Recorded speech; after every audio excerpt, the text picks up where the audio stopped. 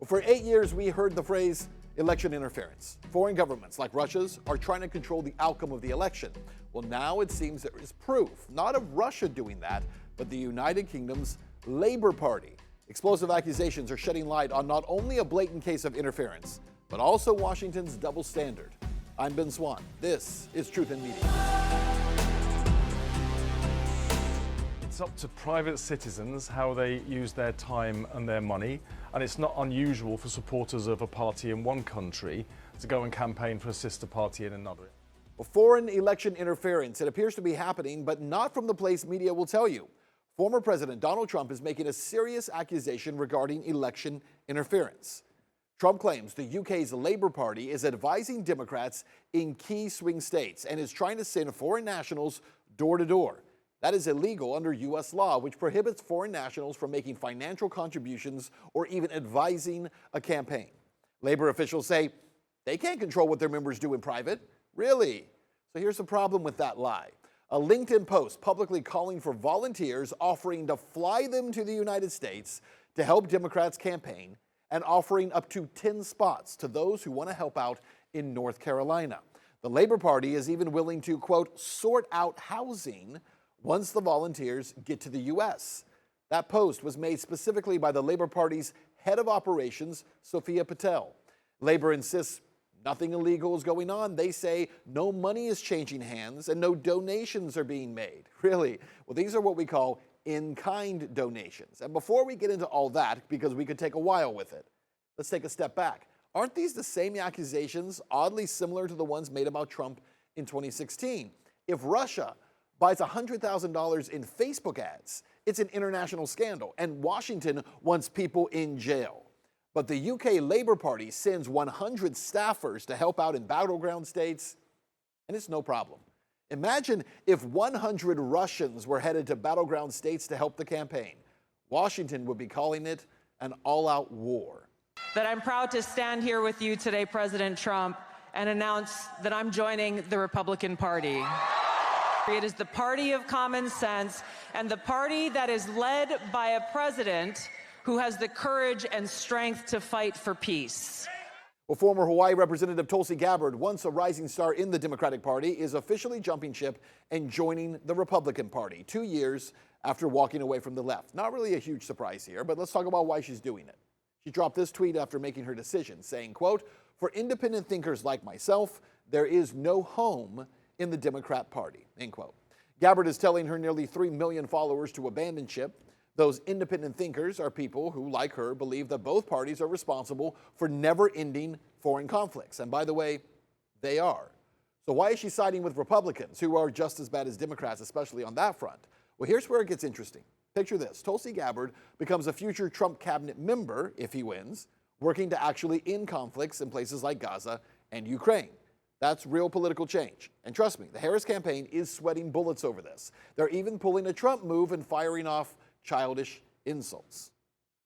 Look, Elon's on that stage, jumping around, skipping like a dipshit on these things. You know it. Well, laugh all you want, independent thinkers like Elon Musk and Tulsi Gabbard might be signaling a mind shift for voters. Instead of being stuck between two flawed parties, she's essentially saying, why not reshape the Republican Party into what we want it to be? This has Democrats nervous because it completely upends their election narrative. All right, here's something headlines will not tell you. Yes, Kamala Harris is leading Donald Trump in the latest Reuters Ipsos poll, 46% to 43% nationally. But dig a little deeper, and it's clear that this is really more fluff than fact, because as we told you, national polls don't matter. The real battleground comes down to 7 key battleground states. In 2016, we saw Trump win the Electoral College despite losing the popular vote. So why this headline? Well, maybe it's because national polls don't matter, but they do help to shape public opinion. And if we're going to be more nefarious here, maybe they allow you to create a narrative that she's actually leading just in case the election is not too big to rig. Meanwhile, as you can see plainly right here, Real Clear Politics has Trump winning every single one of those battleground states in the latest polling. So joining me now to discuss all of these stories, someone who's very familiar with the tactics used by both Democrats and Republicans. She is the chair of the Libertarian National Committee, Angela McArdle. Thank you so much, Angela, for being here. Thanks for having me. So let's start with this about the UK's Labour Party, right? Wanting to send people here. We've seen now for 8 years, right? Talk of Russia's interference in the election and Russia's influence in the election and foreign interference. But then when it comes from someplace like the UK, and specifically the Labour Party in the UK, nobody has a problem with it. How can that possibly be acceptable? Marxists don't have standards. I don't think that the Democratic Party in the United States has any sort of standards. They don't care if something is deemed unfair. It's just might equals right. Whoever can figure it out and pull it off, they're welcome to do it. And I think that's probably their unofficial, maybe even official position. Yeah, maybe it is the official position. I mean, we see the Labour Party heavily involved with Kamala Harris's campaign. Not only are they attempting to send volunteers door to door, which again, just that image, as I said earlier, imagine sending 100 Russians door to door in North Carolina to campaign for Trump. It would be nuts. We'd be firing nukes at Russia. Yep. And yet we see this happening with the UK, but we also see the UK's Labour Party talking about how part of their agenda is to kill Elon Musk's Twitter or X. They want to get rid of it. And it seems like there's a lot of collusion happening now between the Labour Party in UK and Harris's campaign, even beyond the volunteer issue. Well, I think they don't want a 1776 happening on UK soil. I think that's a big part of it. And they understand that if there's a really big populist liberty movement happening in the United States, that could impact them overseas. So they want to crush it where it's happening. Who's to blame them for trying? I think it's disgusting. But this is where we're at in political discourse. They don't like free speech. The UK government is very outspoken about that. Even Prince Harry has been notably called out for criticizing our First Amendment. They're going to do everything they can to crush it under heel so that that sort of thing doesn't infect and spread over into their homeland. For sure. You know, the two-party system in the United States, we both know is a disaster. It has not worked in a very, very long time. Libertarian Party has tried to make inroads into picking up some, more independent-minded voters. But something interesting is happening right now with Trump's campaign in particular. Yeah. It's a very different campaign than what we saw in 2016 and even in 2020. And what he's done is managed to pull in people like Tulsi Gabbard, obviously, who used to be a Democrat. You have Robert F. Kennedy Jr., who's a Democrat. You have Elon Musk, who's a Democrat. He's pulled people who are more libertarian in their leaning. Yes. And he's kind of redefining and reshaping. Libertarian Party has struggled to get a national foothold. Does it make sense for libertarians to lean into what Trump is doing right now and say, well, maybe if the Republican Party could be turned into something different, it's worth putting some effort into that? What say you? I think it's interesting that Tulsi Gabbard is taking this I can fix her energy over to the GOP. I've worked with the Trump campaign unofficially as well. Donald Trump at our national convention promised he'd put a libertarian in the cabinet.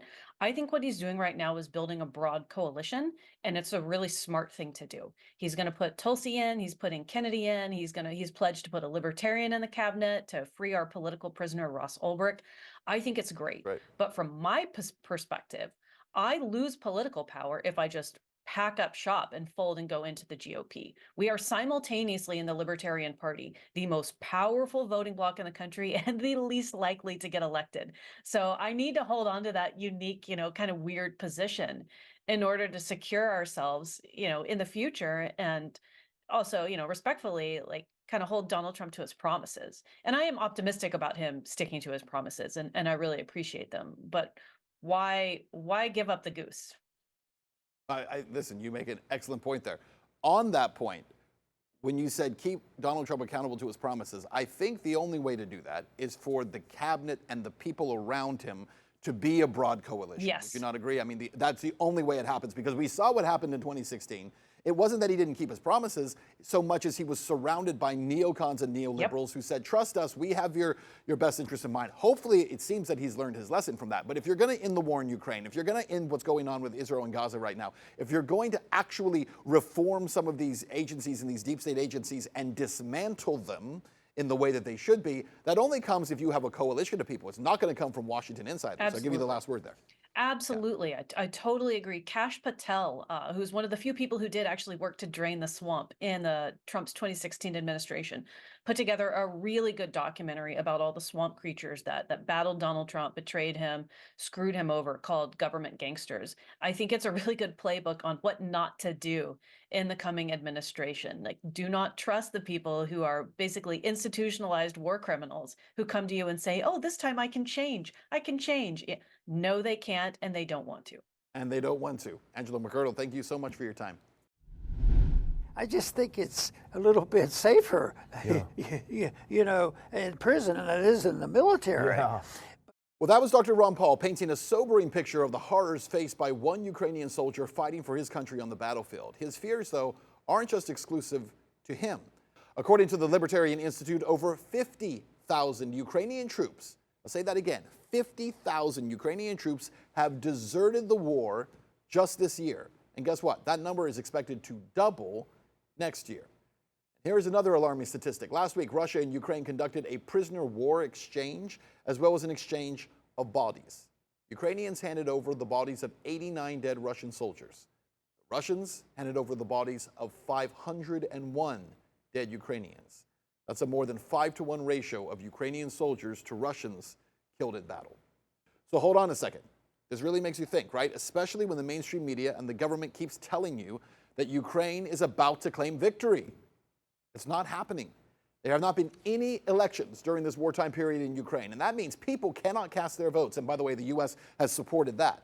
So instead, they're casting aside their weapons, and they're taking off, wouldn't you? It's a loud and clear message here. They're fed up with the violence. And meanwhile, Washington has just given over another $800 billion of our dollars in aid to a country and a conflict that Ukraine cannot possibly win. It seems like just so that they can cash out before the war ends. So while the narrative may be all about Ukraine pushing toward a glorious win, the reality on the ground is a gruesome story. And that is our show. You can catch all the latest coverage on the race. Check us out on X at @truth_in_media. And you can watch all of our full episodes right now at truthinmedia.com.